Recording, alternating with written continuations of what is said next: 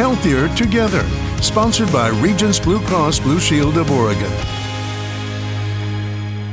I couldn't move. I basically froze in this position. Part of a woman's daily routine sends her to the hospital paralyzed. In today's Healthier Together, I sit down with this new mom who was rushed to OHSU not being able to move, but walked out herself just 6 days later.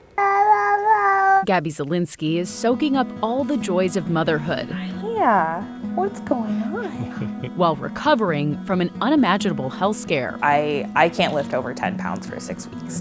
And even though I have a 4.5-month-old, she's 17 pounds.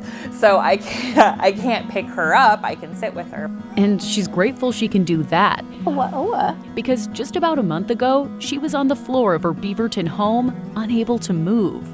It was so fast. It happened so quickly, but I lost the ability to move my hands, and I could lift my arms barely, and I couldn't move my legs. She was simply stretching, using a foam roller on her neck like she normally does. But this time, within 20 seconds of popping my neck, I felt shooting pains down into my shoulder, up my neck, and down around the tops of my arms. And it felt like I was getting just stabbed with something extremely hard. Honestly, it was terrifying.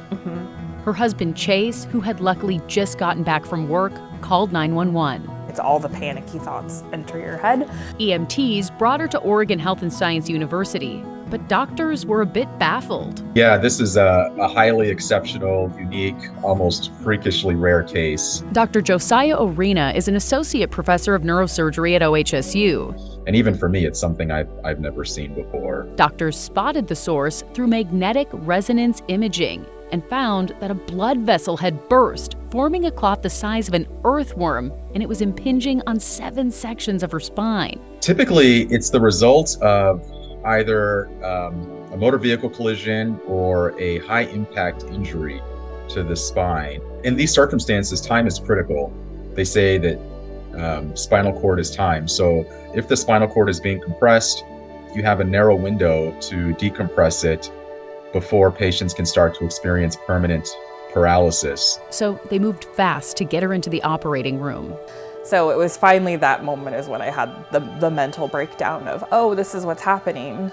You know, you don't go to the hospital thinking that you have bleeding, basically close to your brain, down your spinal cord. And before she knew it, she was awake. As soon as I woke up, I didn't have any tingling, I didn't have any numbing sensations.